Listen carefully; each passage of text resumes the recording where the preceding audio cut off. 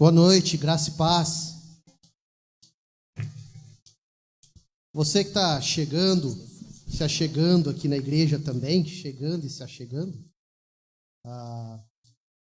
nós estamos transmitindo o nosso culto via Facebook, via YouTube. Se você quiser já compartilhar o link para as suas redes sociais, você pode fazer isso. Você que está em casa e também nos acompanhando, faça isso também, tá joia? Nossos avisos bem comuns, tá? Quarta-feira nós temos a nossa reunião de oração. Será a nossa última reunião de oração de 2020 transmitida, tá? Nós retornaremos logo no começo de janeiro, segunda quinzena de janeiro, tá? Os jovens também, no próximo sábado, teremos nosso último encontro dos jovens, tá? Na parte da tarde, paintball, e à noite o culto com todo mundo roxo, tá? Mas no próximo sábado, às 19h30, nós também teremos o último culto. Agora, no domingo, nós vamos continuar, viu? O restante do ano. E no dia 24, nós subiremos o especial de Natal, Igreja Presbiteriana de Montemor. Especial de Natal. Aí o pessoal está preparando com muito carinho. Coral, o colégio, as crianças, o Ministério de Louvor, o pessoal que tem feito as pregações também, tá? Então, nós teremos um tempo bem especial.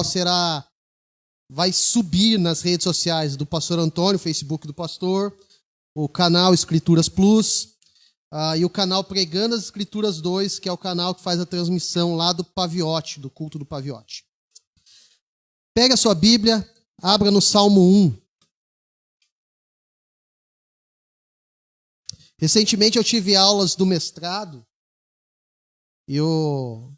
era uma aula sobre pregação, liturgia, e daí falou que nós deveríamos cantar mais os salmos.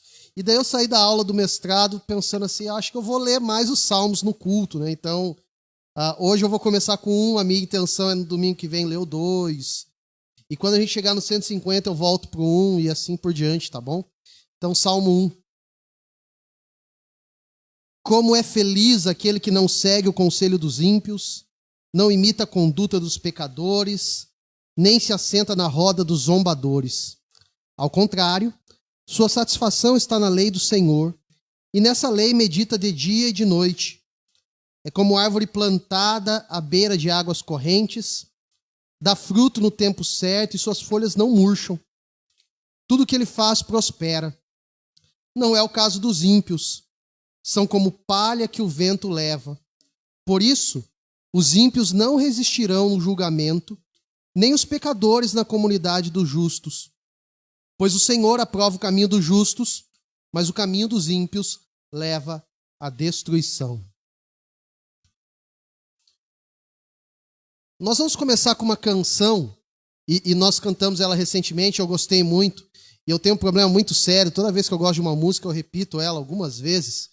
Então nós vamos cantar ela mais uma vez, quero te convidar a colocar em pé, fala um pouquinho dessa graça de Deus, essa graça salvadora que nós recebemos e desfrutamos e passamos a viver a partir dela. Ontem com os jovens eu falei que nós vivemos a nossa vida na expectativa do fim, mas na dimensão da graça de Deus que nós vivenciamos ainda hoje. Então, nós vamos cantar sobre essa graça salvadora.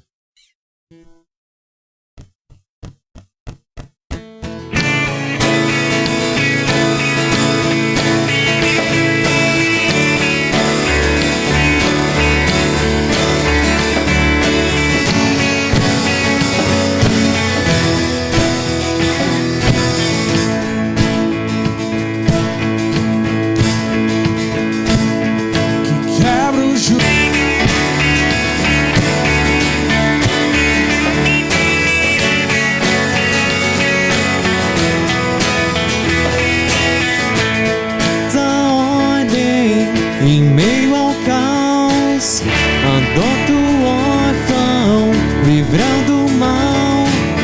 O Rei da Glória, o grande Rei dos Reis, governa o mundo com sua justiça. És como o sol, tua face brilha. O Rei da Glória, o grande Rei dos Oh,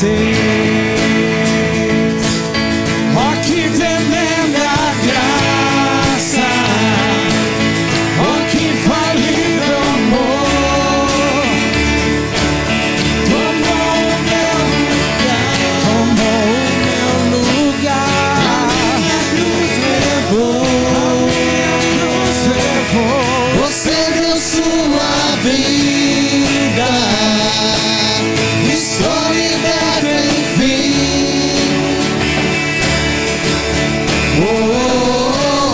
Jesus, eu canto pelo que fez por mim.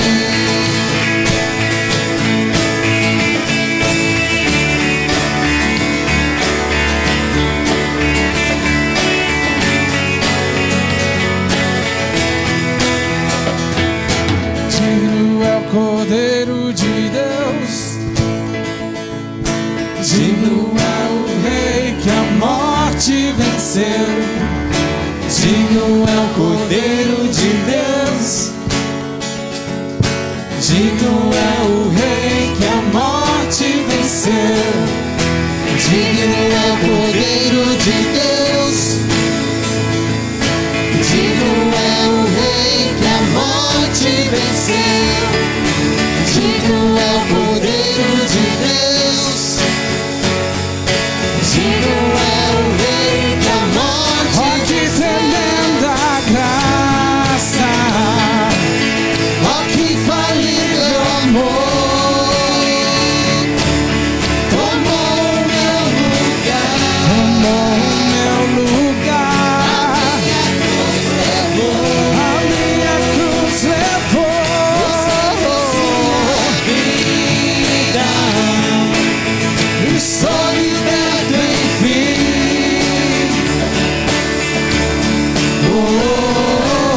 Jesus, eu canto pelo que fez por mim.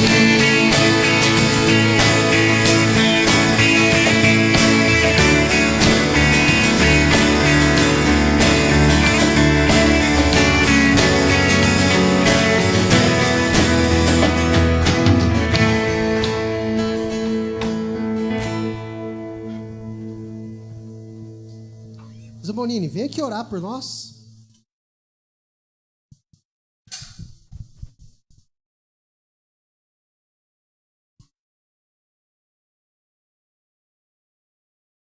Maravilhoso, bom Deus, nós te louvamos, ó Pai, te agradecemos, Senhor, pela oportunidade que o Senhor nos dá, ó Pai, de estarmos aqui reunidos em nome de Teu Filho, ó Pai, para louvar e engrandecer o Teu santo e bendito nome, Senhor. Obrigado, ó Deus, obrigado pelo Teu amor por nós, ó Pai amado. Obrigado, Senhor, meu Deus, pelas Tuas misericórdias que se renovam em nossas vidas a cada manhã. Obrigado, Senhor, pelo perdão dos nossos pecados, ó Pai. Obrigado, ó Deus, pela Tua graça que é derramada sobre as nossas vidas, ó Deus. Que o Senhor, ó Pai amado, use este momento de culto para estar ministrando a Tua vontade e o Teu querer nas nossas vidas, ó Pai. Nós oramos e agradecemos, ó Pai, no nome de Teu Filho Jesus. Amém. Nós estamos pensando no culto de louvor já tem algumas semanas. E durante esses dias, últimos dias, nós estávamos selecionando as músicas que nós cantaríamos. E a Marli mandou essa música para nós. Não foi você, Marli? Foi a Bel. Obrigado, gente. Mas daí nós escolhemos outras canções. Não vou dar spoiler de quais canções nós gravamos ou gravaremos. Mas essa foi uma das que estavam lá na lista e pensamos. Nós estamos naquilo que nós chamamos de domingos de advento, né? Relembrando um pouquinho o nascimento de Jesus. E essa música cai bem nesse momento, nessa época, nesse período. Então nós vamos cantar relembrando um pouquinho de Jesus, quem Ele é e o que Ele fez por nós.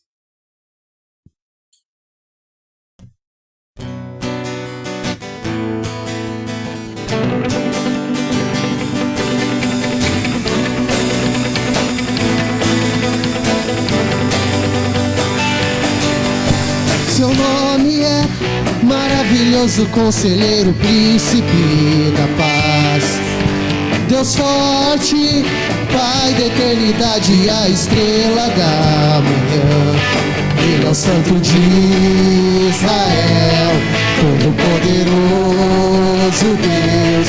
Seu reinado não tem fim, santo é seu nome. Messias, o Messias esperado, raiz de Davi, o amado, o Cordeiro imaculado, santo é seu nome. Todo louvor, honra e poder, glória e majestade ao soberano Rei dos Reis. Todo louvor, honra e poder, glória e majestade ao soberano Rei dos Reis.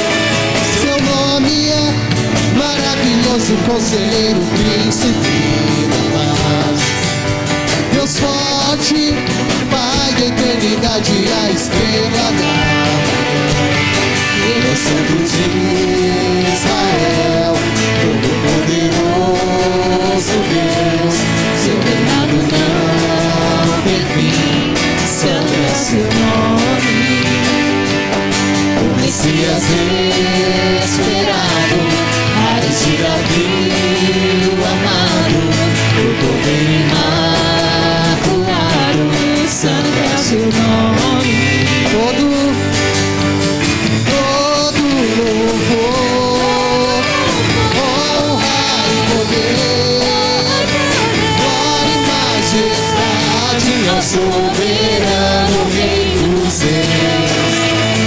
Todo louvor, honra e poder, glória e majestade ao soberano Rei dos Reis. Todo louvor. Feche teus olhos. Senhor, nós somos o teu povo, chamados por ti, escolhidos antes da fundação do mundo. O Senhor nos amou primeiro. O Senhor se entregou em nosso favor. E nós podemos louvar ao Senhor, celebrar o teu nome. O Senhor iniciou uma obra que o Senhor há de completá-la sobre nós, sobre os nossos corações. E nós vivemos uma expressão, uma família. Mas tudo isso começou lá no teu coração, na eternidade, Pai.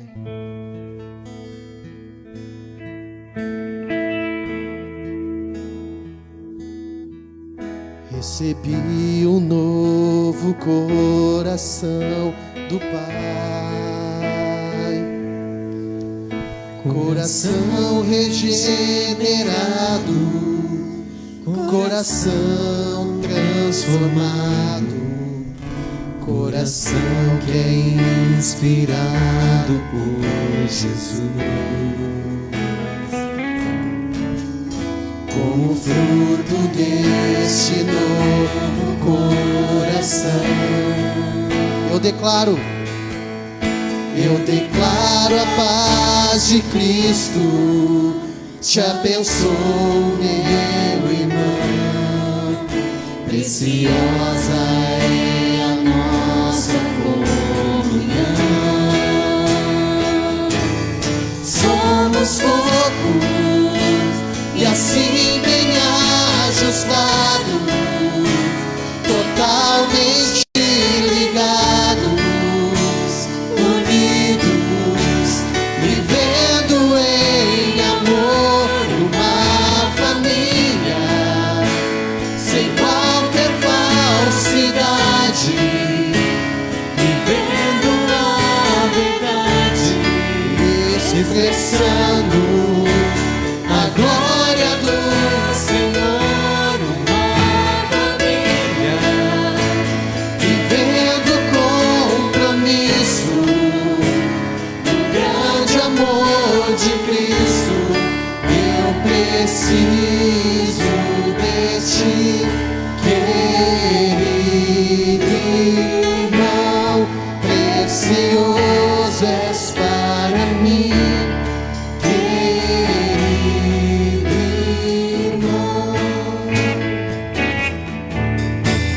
recebi o novo coração do Pai,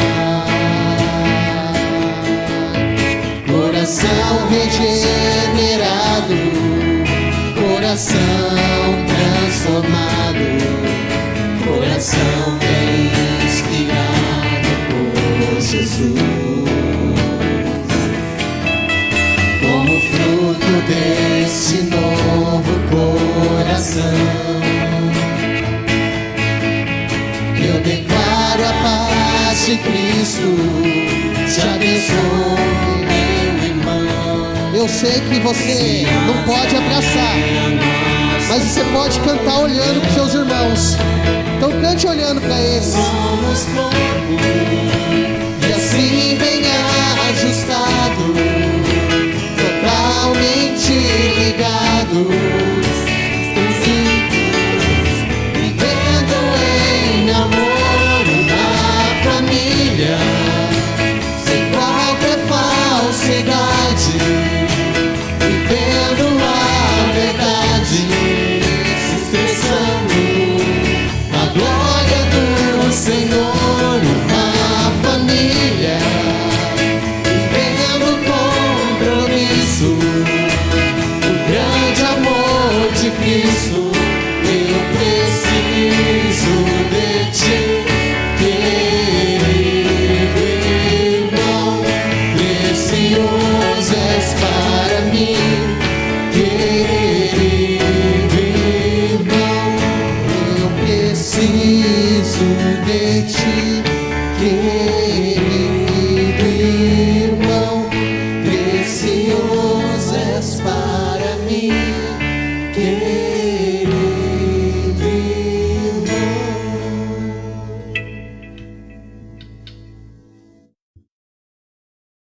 Nós vamos cantar o último hino dessa primeira parte, e é um hino, Firmeza da Fé, acho que é o número 93 no Inário Novo Cântico.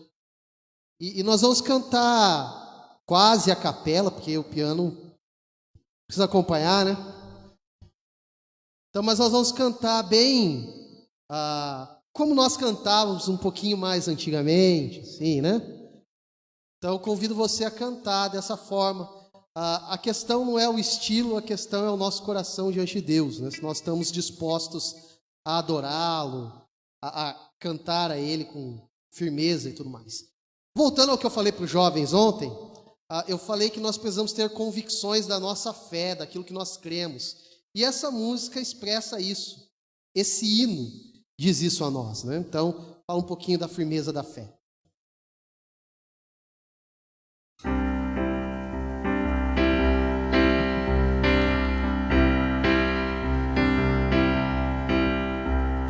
Somente ponho a minha fé na graça excelsa de Jesus, no sacrifício remidor, no sangue do bom Redentor. A minha fé e o meu amor estão firmados no Senhor, estão firmados no Senhor.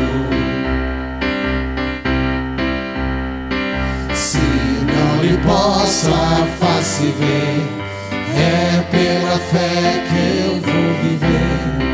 Em cada transe a suportar, eu hei de nele confiar. A minha fé e o meu amor estão firmados no Senhor, estão firmados no Senhor. A sua graça é muito real, abrigo traz no temporal. Ao vir secar minha tentação, me fortalece a sua mão. A minha fé e o meu amor estão firmados no Senhor, estão firmados no Senhor.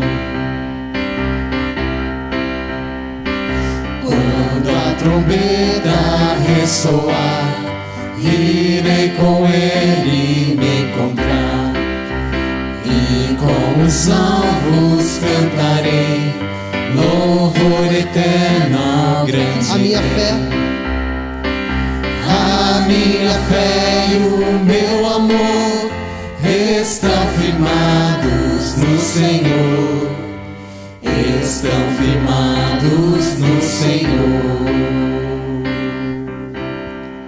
antes de eu passar para o pastor Antônio, você está sentado com alguém aí no banco. Pouquíssimas pessoas estão sozinhas no banco. Se estiver sozinha, você ora pela da frente, viu? Quem estiver sozinho. Mas ora por essa pessoa, à distância, ora por essa pessoa, abençoa essa vida aí, tá bom? Pede para Deus derramar graça e bênção sobre ela. Oremos?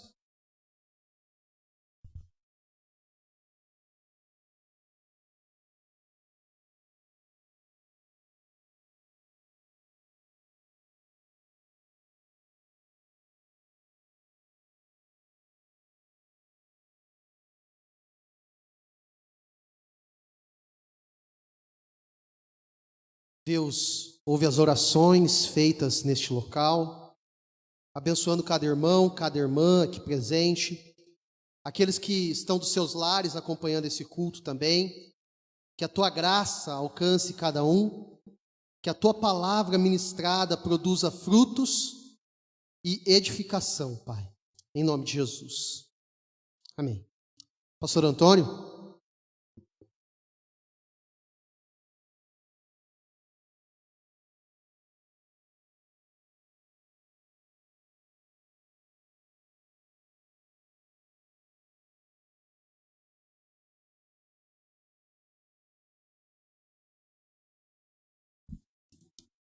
Irmãos e irmãs, é muito bom estar com vocês nesta noite. Você que está aqui no templo, nos alegramos pela presença de cada um de vocês. Você que está em casa também participando do culto, é bom estar com você. Nos alegramos com a sua participação nesse culto também. Que Deus esteja abençoando. Obrigado, Cláudio, por essa água que vai me ajudar bastante também, né? E também nos alegramos pela vida daqueles irmãos e irmãs que irão acessar o nosso culto mais tarde, outro dia, e vão participar, vão assistir, vão se envolver com o nosso culto também, né? Nos alegramos pela vida de todos vocês que estão no templo, vocês que estão em casa, e aqueles que irão assistir, né? Mas em outra hora, em outro momento. Nós estamos compartilhando o Evangelho de Mateus, e hoje nós vamos compartilhar Mateus capítulo 22, do versículo 41 a 46. Então, se você puder abrir na sua Bíblia aí, Mateus capítulo 22, do versículo 41 a 46. Abra sua Bíblia, você que está em casa também, abra, acompanhem conosco, tá? Tente focar, né? Concentrar neste culto. Às vezes em casa a gente fica um pouco disperso, é natural isso, mas procure focar e concentrar, acompanhando o texto bíblico, acompanhando a nossa fala, verificando, né, se a nossa fala está correta. Mateus capítulo 22, do versículo 41 a 46. Nós demos um tema para essa meditação, para essa mensagem. Eu vou mencionar o tema já e talvez eu não volte no tema sem mencionando, mas o tema que nós demos para a nossa reflexão desta noite é a majestade total de Cristo. Eu gostaria que você, enquanto eu vou falando aqui, você vai guardando essa frase, porque ela vai aparecer constantemente, não a frase em si, mas a ideia dessa frase, né? A majestade. Então guarde bem essa palavra, majestade total. E você vai entender por que total à medida que a gente vai compartilhando aqui esse texto, a majestade total de Cristo. Mateus capítulo 22, do versículo 41 até 46, diz assim: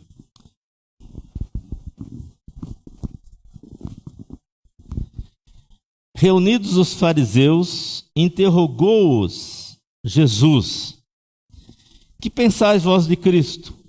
De quem é filho? Responderam-lhe eles: de Davi. Replicou-lhe Jesus: como, pois, Davi, pelo Espírito, chama-lhe Senhor, dizendo: disse o Senhor ao meu Senhor: assenta-te à minha direita, até que eu ponha os teus inimigos debaixo dos teus pés. Se Davi, pois, lhe chama Senhor, como ele é seu filho? E a ninguém lhe podia responder palavra, nem ousou alguém, a partir daquele dia, fazer-lhe perguntas. Como nós falamos, estamos trabalhando o livro de Mateus, né? Meditando em todos os capítulos de Mateus.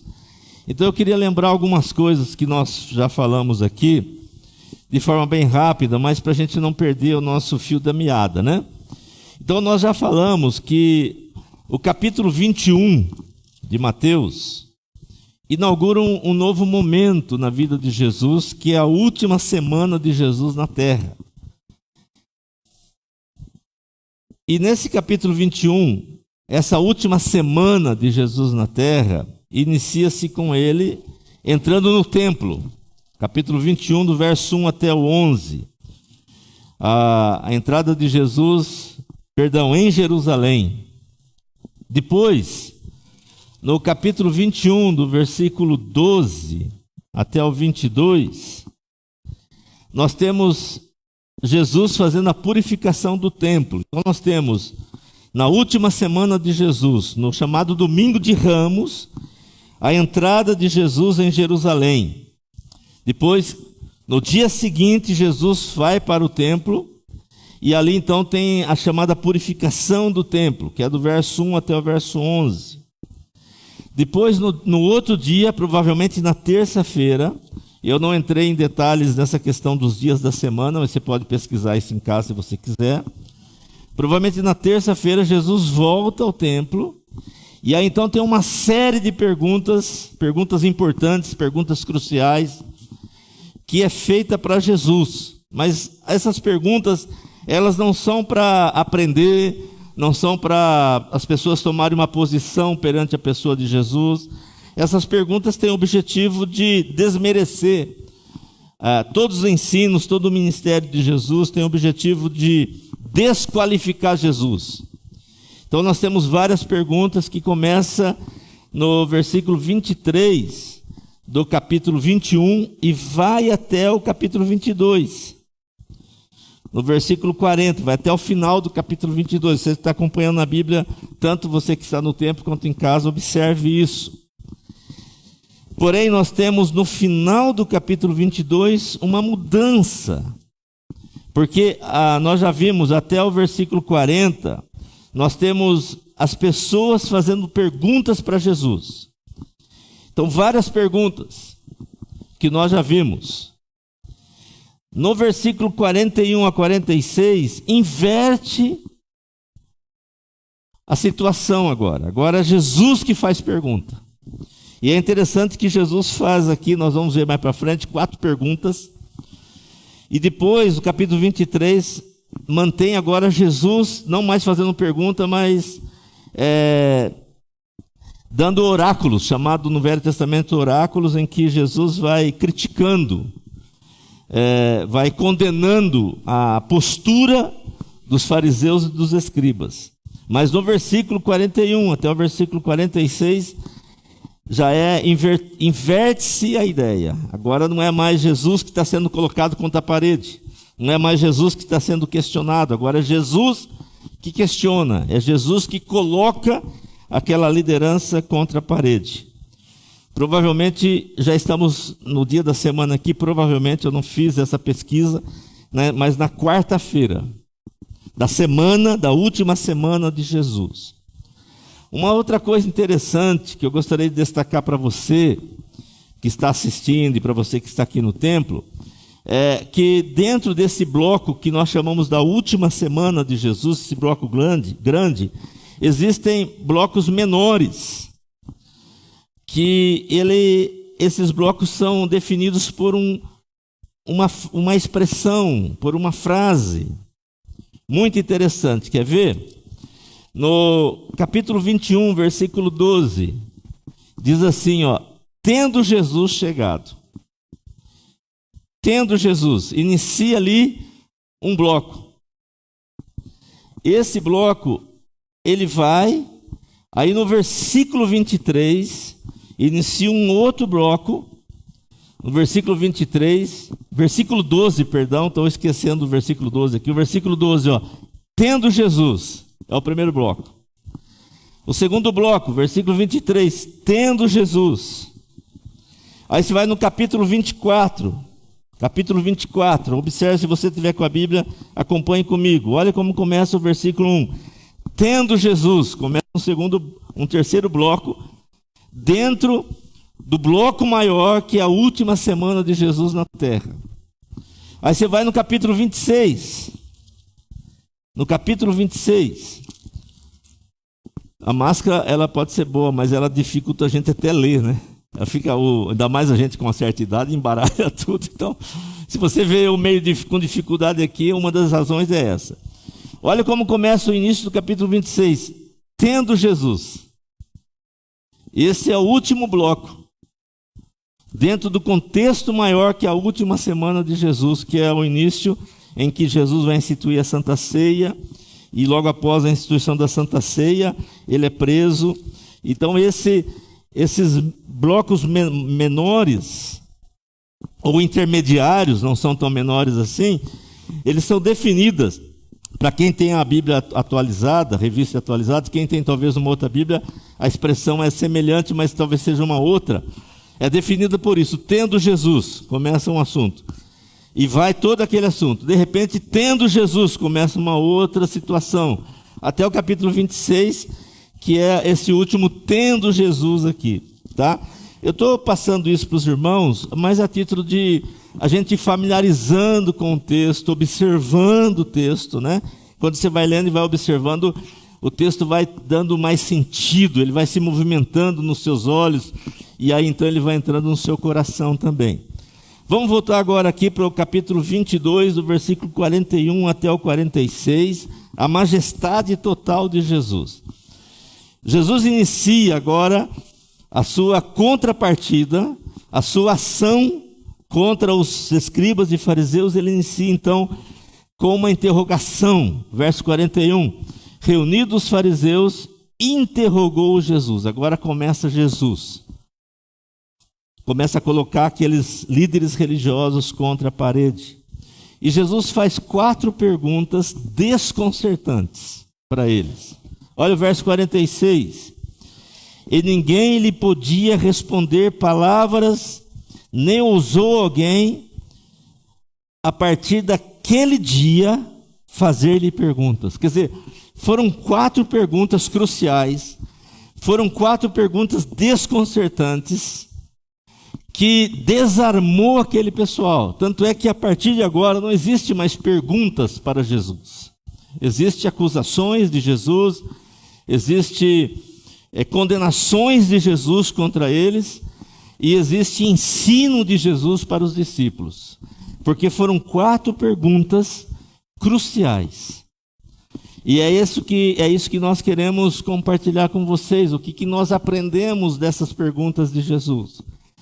O que essas perguntas de Jesus ensinam para mim e para você dentro desse tema, a majestade total de Jesus.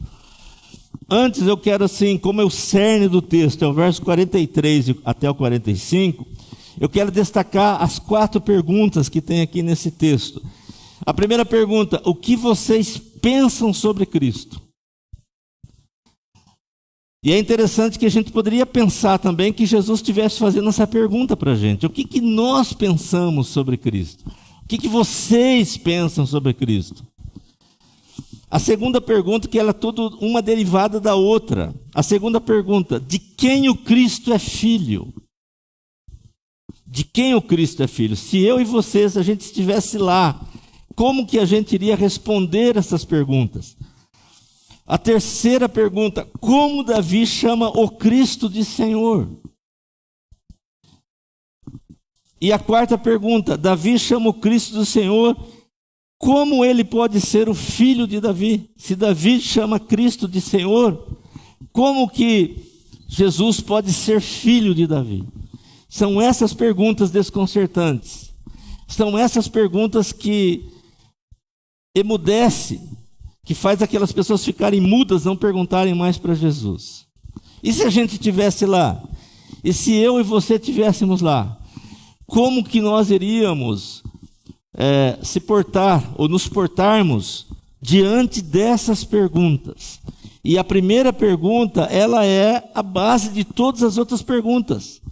O que vocês pensam sobre Cristo? Olha o verso 42. O que pensais vós de Cristo? Quando a gente lê isso,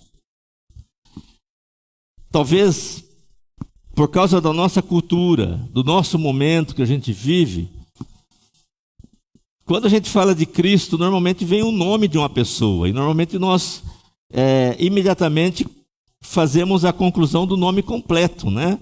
Jesus Cristo. Porque já está dentro da nossa cultura.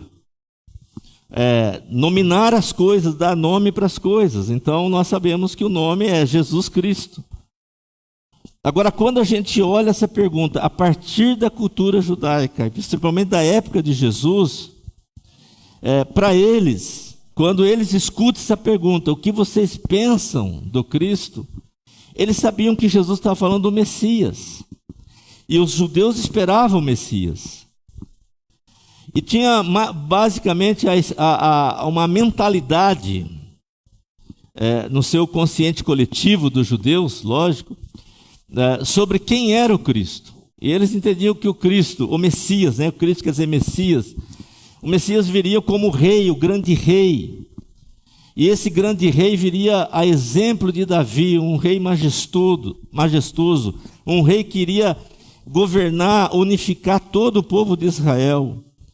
Mas eles também entendiam que esse rei, o Messias que viria como rei, ele viria como rei também semelhante a Salomão, cheio de sabedoria. Um rei majestoso, um rei glorioso, mas um rei muito sábio.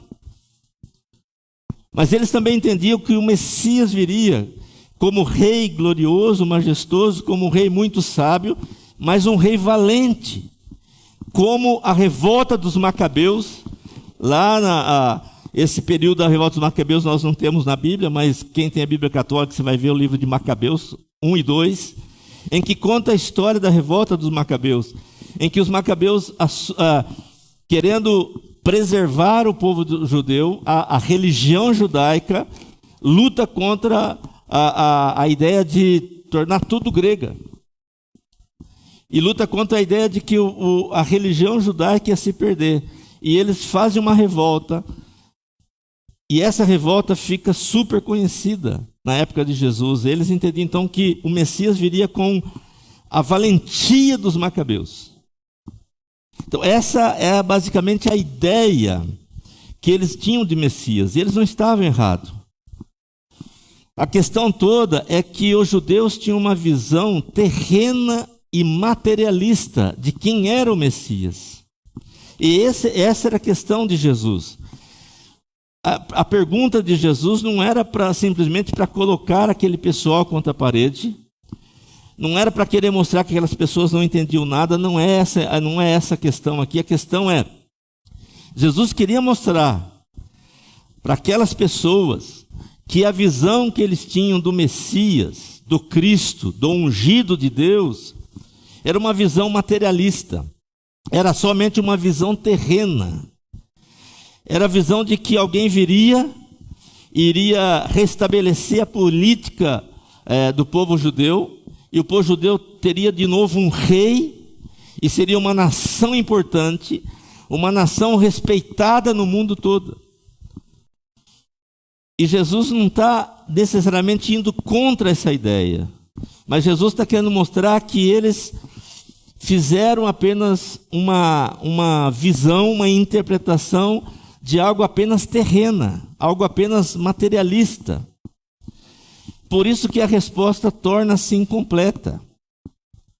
Jesus quer mostrar que o Messias é muito maior do que eles imaginavam.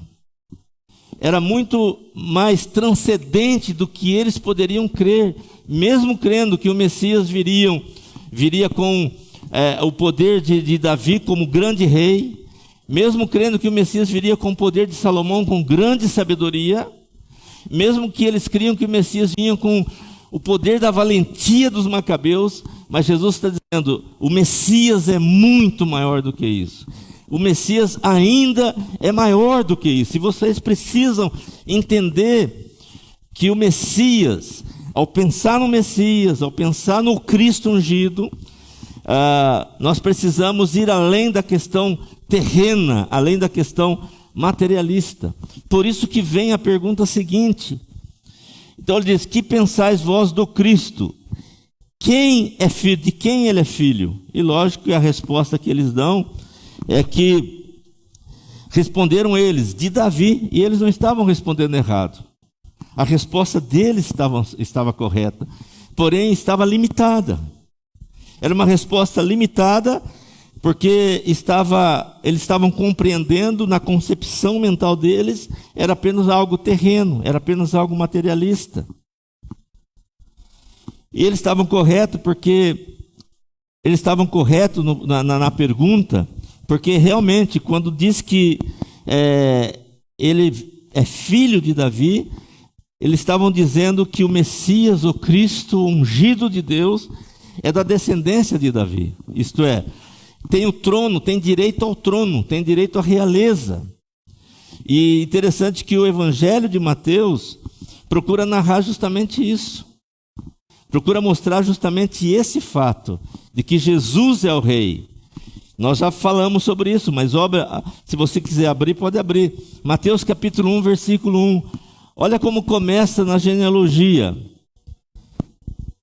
Livro da genealogia de Jesus Cristo, filho de Davi, filho de Abraão. Ele é filho de Davi, isto é, ele é da descendência.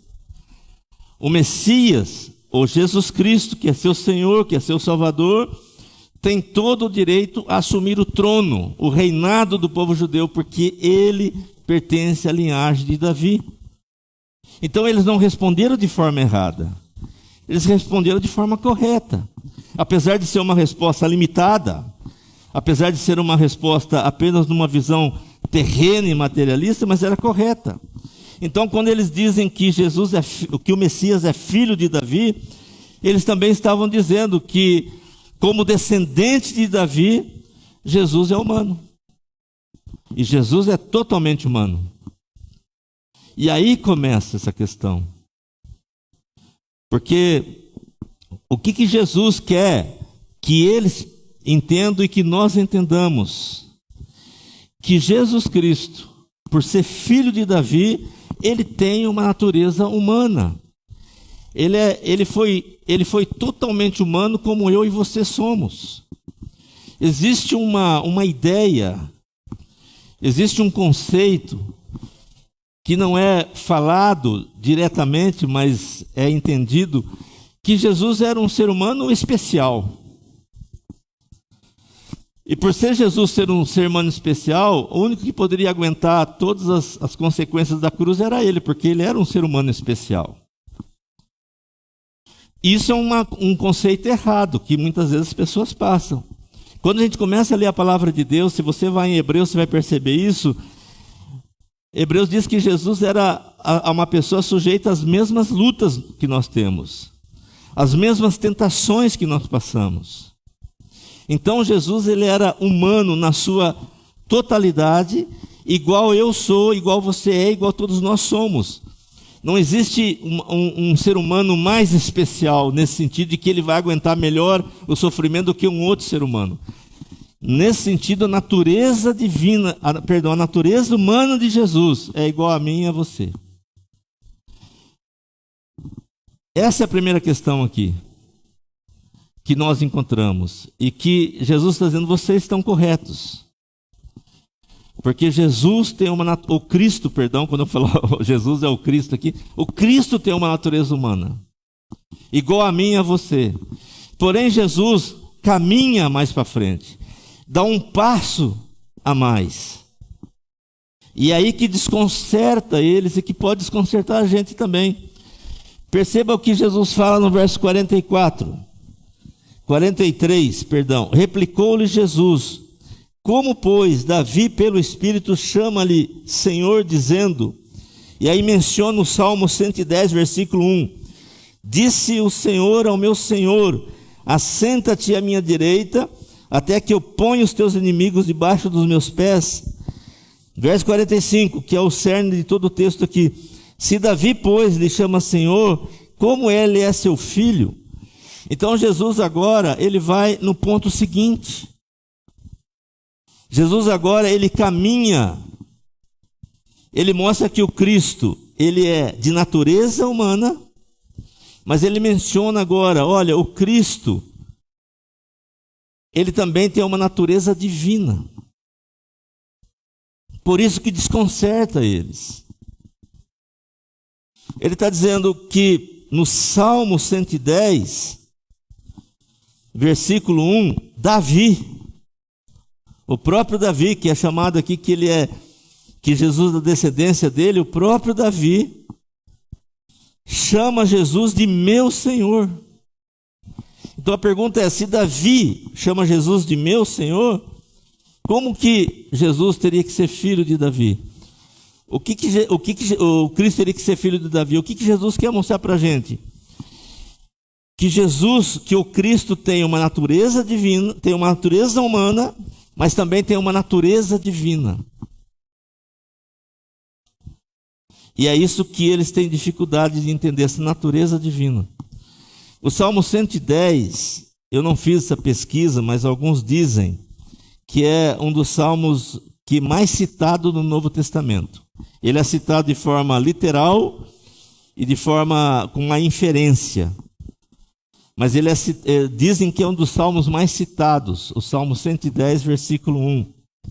E no Salmo 110, versículo 1, diz que Davi disse, e diz aqui pelo Espírito, Davi diz, chama-lhe Senhor, dizendo, disse o Senhor ao meu Senhor, assenta-te à minha direita, até que eu ponha os teus inimigos debaixo dos teus pés.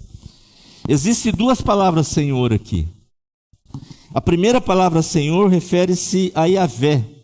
Se você quiser abrir o Salmo 110, né, para te ajudar, fique à vontade, já que o Lorival vai ler nos cultos aqui os Salmos, né? Então nós já temos aqui o Salmo 110, versículo 1. Né? Já lemos o capítulo 1, né? Salmo 110, versículo 1. Observe, né? Jesus menciona aqui, disse o Senhor ao meu Senhor, assenta-te à minha direita, até que eu ponha os teus inimigos debaixo dos teus pés. E esses salmos, para os judeus, era o salmo messiânico, que referia-se ao Messias. Por isso que Jesus usa esses salmos. Desde a época de Jesus, todos os judeus entendiam que esses salmos tinham a ver com o Messias. Então, por isso que Jesus fala, olha, se ele é filho de Davi, como é que Davi chama ele de Senhor? Um filho não chama, um pai não chama o filho de Senhor, né? Quando o pai chama o filho de Senhor é para dar bronca. Quando o pai diz para o filho, o que o Senhor está fazendo agora? É para dar bronca no filho. E é isso que Jesus está chamando a atenção. Porque a primeira palavra Senhor aqui no Salmo 110 refere-se a Yahvé.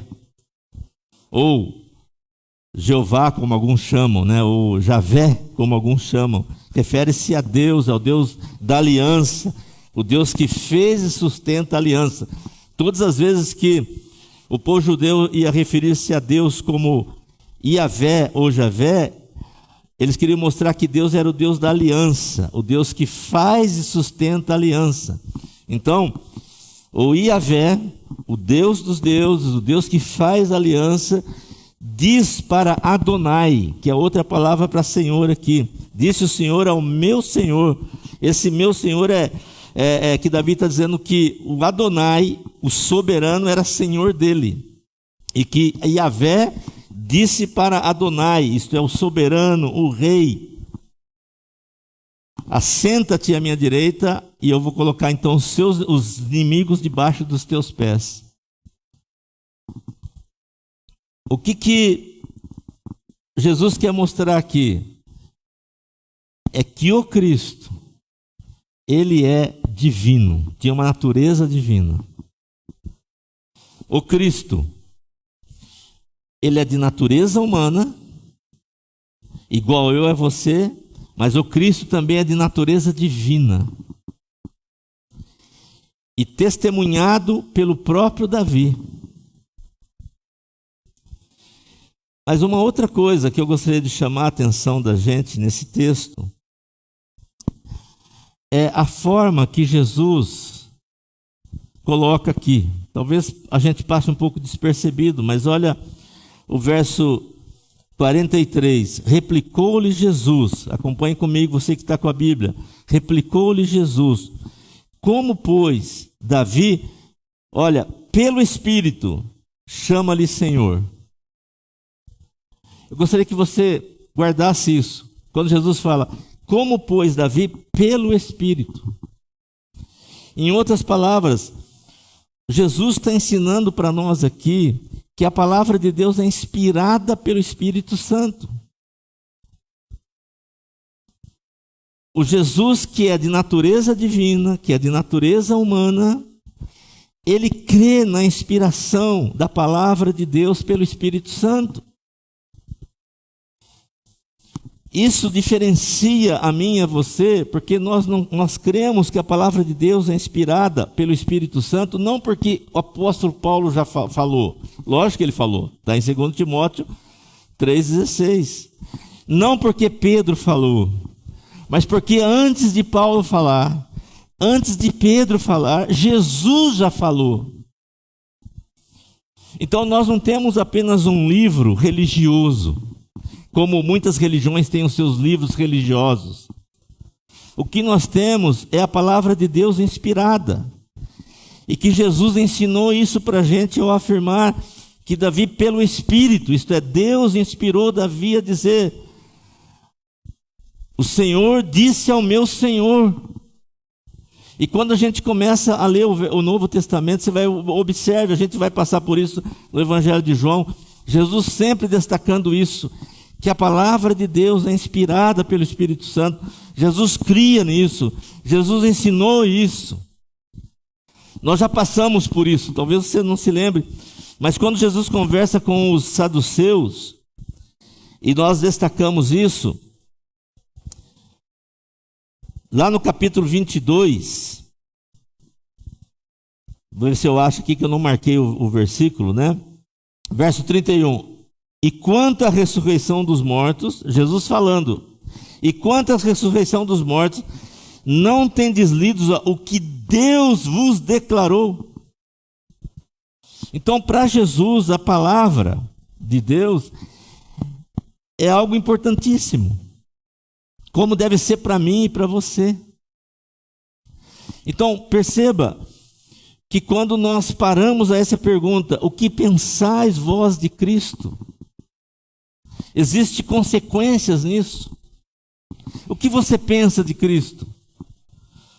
A primeira coisa é, você e eu precisamos pensar que o Cristo tem uma natureza humana. Por isso que ele se qualificou como seu Salvador, como seu Redentor. O Cristo tem uma natureza divina. E essa pergunta que desencadeia todas as outras perguntas, o que pensais vós de Cristo, tem muita semelhança no capítulo 16, que nós já passamos, né?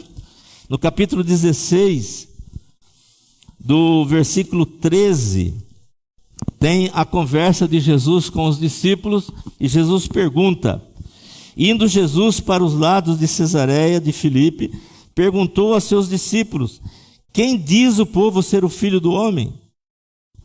E eles responderam: uns dizem João Batista, outros Elias, outros Jeremias, ou alguns dos profetas. Continuando, versículo 15. Mas vós, olha, continuou ele: quem dizeis que eu sou? Perceba, primeiro Jesus faz a pergunta de forma geral: o que falam? Depois Jesus faz específico: mas o que vocês falam de mim? O que vocês pensam sobre mim? E aí vem a resposta de Pedro. Respondeu Simão Pedro, disse: tu és o Cristo, o Filho do Deus vivo. Nós já passamos por esse texto. Perceba que a pergunta tem muita semelhança. O que vocês pensam sobre o Cristo? E essa forma de Jesus conduzir essa conversa aqui, não é para deixar ninguém sem jeito. É para ensinar a mim e a você que o Cristo que você crê, o Jesus Cristo que você crê, ele é humano na sua totalidade, como eu e você somos, mas ele também é Deus na sua totalidade. Voltando aqui, e Jesus, como o Deus perfeito, como ser humano na sua totalidade, ele cria, ele defendia a Bíblia como inspirada por Deus.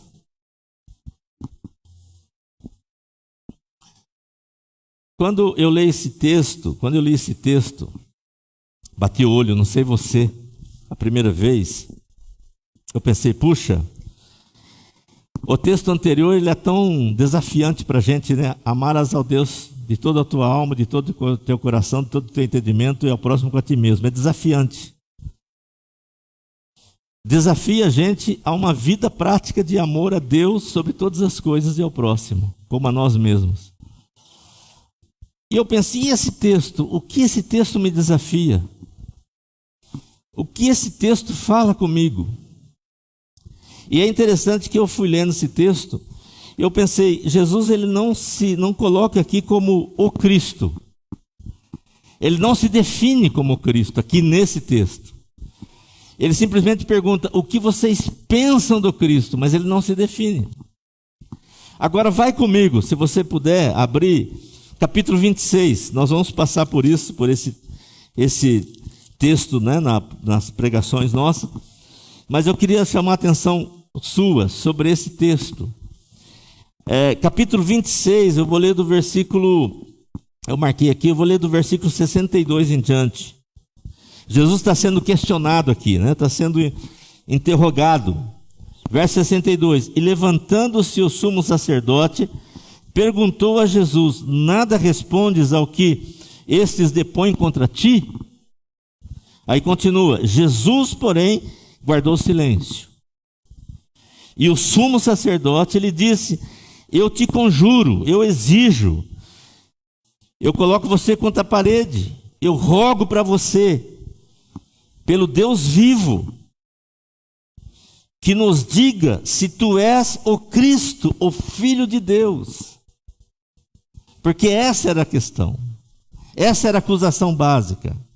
E eles queriam que Jesus dissesse: eu sou Cristo, eu sou o Filho de Deus. No capítulo 22, 41 a 46, a 40, perdão, Jesus não se define. Mas olha, seguindo o texto aqui, verso 64, respondendo-lhe Jesus: tu o dizes. Tem uma interpretação errada aqui que o pessoal faz dessa expressão, tu o dizes. E ficou comum, né? Você fala uma coisa e alguém diz assim, você que está dizendo. E normalmente as pessoas leem essa frase, tu o dizes, como você que está dizendo, não sou eu que estou dizendo. Mas na verdade essa frase é isso mesmo que você está dizendo. Essa é a ideia dessa frase. Não é assim, você está dizendo, eu não estou dizendo nada. É você que disse. Não põe a responsabilidade nas minhas costas. A ideia aqui é isso mesmo que você está dizendo. Quando Jesus fala, tu o dizes, Jesus está dizendo, é isso mesmo. Você já disse que eu sou Cristo, eu não preciso ficar repetindo 1000 vezes. É isso que você está dizendo. Por que nós sabemos que essa é a expressão correta do tu o dizes? É só seguir o texto.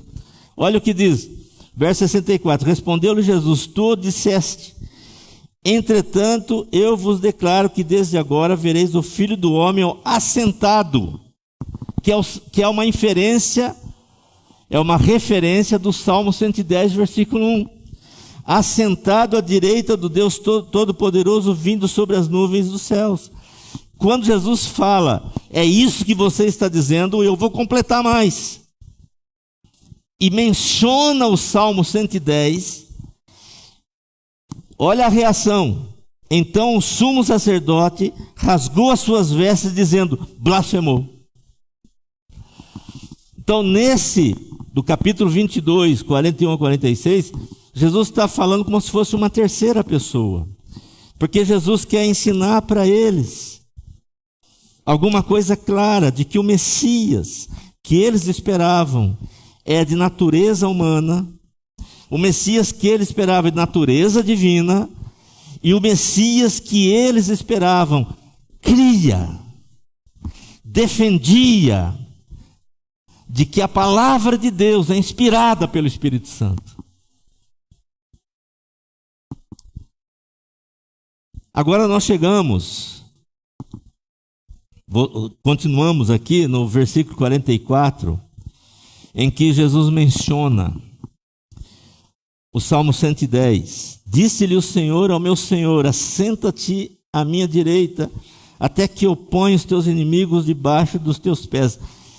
Existe uma ideia, uma doutrina, não sei se seria doutrina, mas acho que é uma doutrina, de que um dia Jesus vai colocar os inimigos debaixo dos pés deles. Inclusive isso é uma doutrina, inclusive tem um hino que nós cantamos de vez em quando, que ensina essa doutrina, que na minha opinião não é nossa, essa doutrina não é nossa. Que é uma ideia do preterismo, né? Que futuramente Jesus será rei. E quando Jesus voltar no milênio e será rei, aí então ele vai colocar os inimigos debaixo dos pés dele. Na verdade, todos os inimigos já estão debaixo dos pés de Jesus. Só que na linguagem humana, na nossa linguagem humana, ela vai acontecendo. Mas na eternidade já estão. Nenhum inimigo que se levanta contra Cristo já não está debaixo dos pés dele. Todos já estão debaixo dos pés dele. Quando você começa a ler, você vai perceber que esse Salmo 110, verso 1, repete em vários lugares, inclusive em Hebreus, mostrando isso, que os inimigos de Jesus já estão debaixo dos pés dele. E isso precisa trazer algo no seu coração, em outras palavras, que Jesus já é rei, já é entronizado, ele já é soberano, ele já é Senhor, ele não será Senhor, ele já é. Mas na história humana as coisas ainda vão acontecendo. Mas na história da eternidade as coisas já aconteceram. Então ele está sentado no trono. E de lá ele governa a sua igreja. De lá ele dirige o seu povo. E assentado no trono, ele não está ali contemplando os céus, ele está dirigindo a sua igreja. Ele está conduzindo o seu povo e os seus inimigos estão debaixo dos pés dele. Isso precisa levar a gente a entender que os cristãos, ele é diferente de qualquer outro sistema religioso, porque nós não temos um guru para seguir. Nós não temos um líder filosófico para seguir. O que nós temos é um rei que está sentado no seu trono e que do seu trono governa, que do seu trono dirige, que do seu trono conduz a sua igreja e que ao governar do seu trono, ao dirigir do seu trono, os seus inimigos já estão subjugados por ele. Essa é a grande diferença. Existem duas grandes diferenças do cristianismo aqui. A primeira é que nós temos o nosso Messias, que ensinou e que creu que a palavra de Deus é inspirada pelo Espírito Santo. E a outra diferença é que o nosso Jesus, o nosso Messias, o nosso Cristo, é rei e está sentado à destra de Deus, governando tudo, dirigindo a sua igreja, e os seus inimigos estão debaixo dos seus pés. Diante disso que nós falamos aqui, dessa colocação nossa, dessa exposição do nosso texto, eu quero trazer algumas conclusões bem rápidas com os irmãos aqui, para não cansar os irmãos. A primeira, lembrando, Jesus é humano na sua totalidade e Ele é Deus na sua totalidade. Por isso é que nós colocamos a majestade total de Jesus Cristo.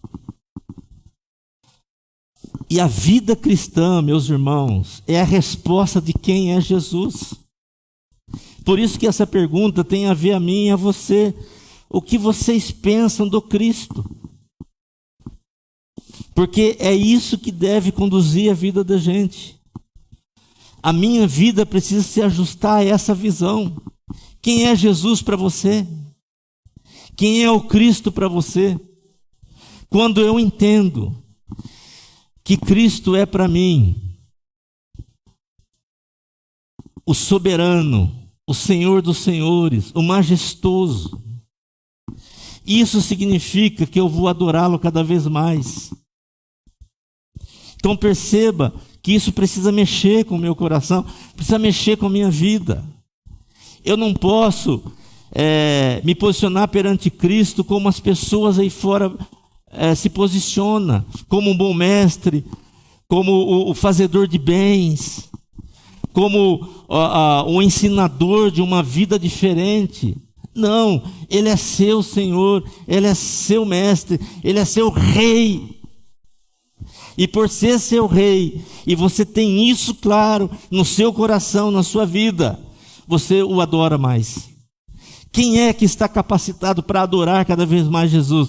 É aqueles que entenderam na sua alma, no seu coração, quem é o Cristo. A vida cristã é a resposta de quem é Jesus para mim e para você. Se eu sei que Ele é o soberano, que Ele é o rei, que Ele é o majestoso, que Ele é perfeito na sua natureza humana e é perfeito na sua natureza divina, que Ele está sentado no trono e do trono Ele governa todas as coisas, eu obedeceria cada vez mais. Eu seria submisso a Ele. Ele não está no trono, Ele não é seu rei. E qual é o meu grau de submissão? Tem que ser total a Ele, não pela metade. A vida cristã é a resposta de quem é Jesus. Se eu sei que Jesus é soberano, é rei, eu seria servo dele até o fim da minha vida. Perceba que é isso que Jesus está colocando para mim e para você, o que você pensa do Cristo.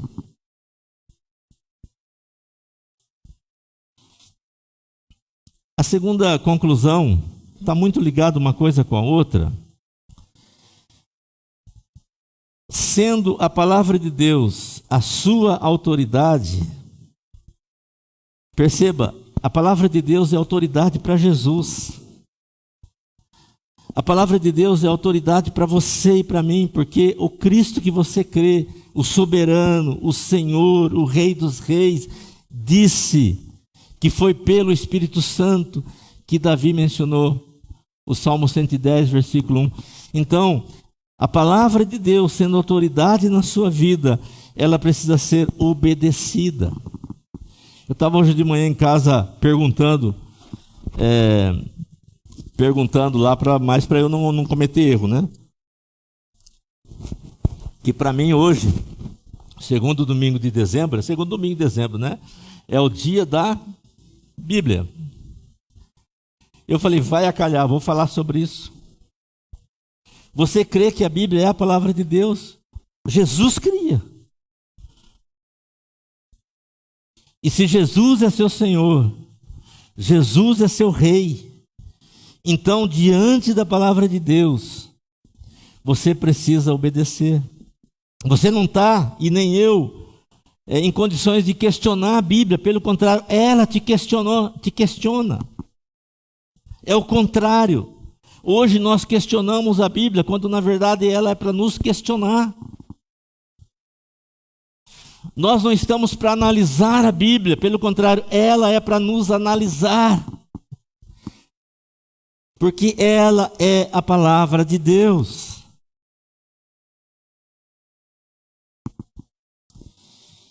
A terceira conclusão, que eu me disse muito ligado uma à outra, e a última: o que você pensa sobre Cristo e como você vê.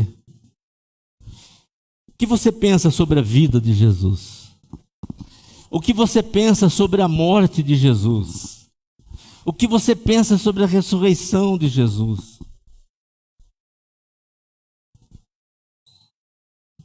As nossas vidas precisam ser mudadas através disso. Porque Jesus não é um guru qualquer. Jesus não é um mestre qualquer. Jesus é o Senhor, é o Rei, é o que está sentado no trono. Isso significa que eu e você precisamos de ser totalmente obedientes a Ele. Isso significa que eu e você precisamos ser totalmente adoradores dEle. Isso significa que eu e você precisamos ser totalmente servos dEle. Se deixou aquele pessoal desconcertado, esse texto, ele precisa desconcertar a gente também. Então a pergunta que Jesus fez para aqueles líderes religiosos é a pergunta que precisa ecoar na nossa mente. O que você pensa do Cristo? Porque é aquilo que você pensa dele que vai transformar a sua vida, ou vai deixar a sua vida como está. É o que você pensa dele que vai transformar a sua vida, ou vai deixar você como está. E nós temos aqui, Jesus é o Rei. Ele é majestoso. E ele não é pela metade, ele é totalmente majestoso. Amém? Vamos curvar nossas frontes. Curva sua fronte.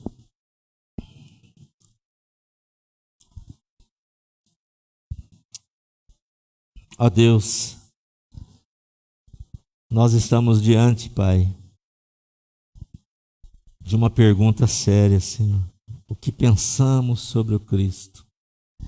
E isso vai definir toda a nossa vida, toda a nossa forma de viver, toda a nossa visão de mundo, Pai. Clamamos para que Teu Espírito Santo ministre no nosso coração, comunique conosco, Pai.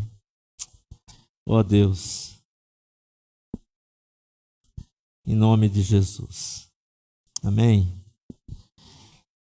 Eu vou estender um pouquinho mais, irmãos. Me perdoe, mas eu pretendo estender uns 5 minutos, tá, Lorival? A gente vive, e é isso que eu fiquei refletindo essa semana, eu não marquei aqui, por isso eu tinha esquecido. A gente vive hoje, assim, o mundo ensina a gente a fazer o que está no coração. O coração da gente que manda. Faça o que define o seu coração. E outros falam, faça o que você quer. O importante é você ser feliz. Defina o seu coração. Faça o que o seu coração manda. Não é isso que os jovens falam, que os adolescentes falam. O seu coração manda. Quando nós entendemos quem é o Cristo para nós, nós não fazemos o que o nosso coração manda coisa nenhuma. Nós fazemos o que o nosso Rei manda. Porque agora quem manda na nossa vida é o Rei Jesus. Então essa história de faça o que o seu coração manda, faça o que está no seu coração, isso não é cristão, não é Bíblia, não é palavra de Deus, não é evangelho. Pode ser bonito, uma mensagem bonita que a gente escuta e sai até animado. Porque a partir de hoje, diante desse texto, não é mais eu faço o que o meu coração manda. Eu faço o que eu estou achando que é o mais certo para a minha vida. Não é. A partir de hoje é eu faço o que o meu Rei manda. O que o meu Senhor manda. Amém? Lorival, pessoal do louvor.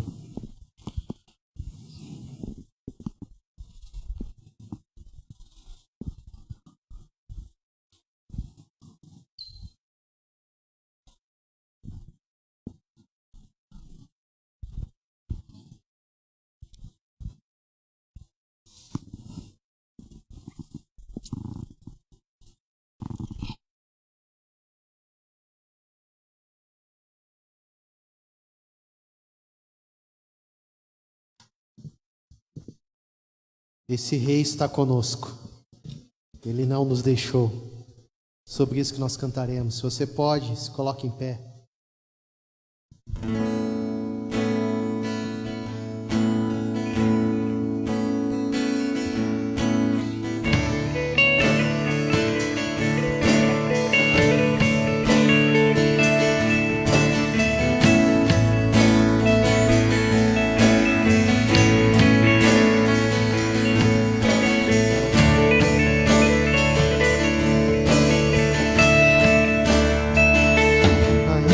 Eu ande pelo vale da sombra da morte, o teu amor lança fora medo. Ainda que eu me encontre bem no meio das tempestades da vida, não voltarei, pois perto estás. Eu não temerei o mal, pois o meu Deus comigo estás. Se o meu Deus comigo estás, a quem eu temerei, a quem eu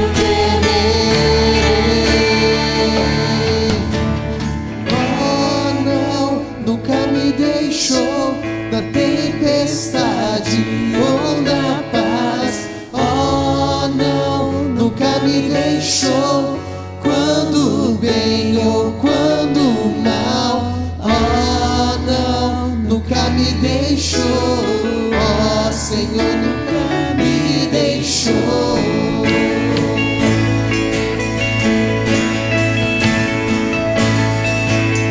Eu posso ver a luz que está vindo ao coração que espera, incomparável, gloriosa luz, e haverá um fim aos problemas, mas até este dia viverei sabendo que estás aqui. Eu não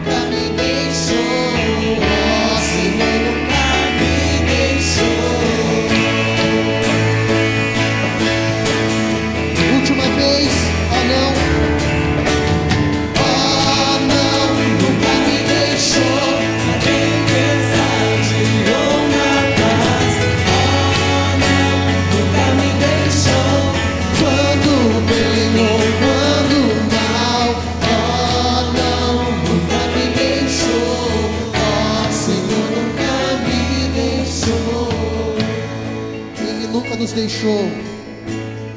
Ó Senhor, nunca me deixou. Com bastante fé. Ó Senhor, nunca me deixou.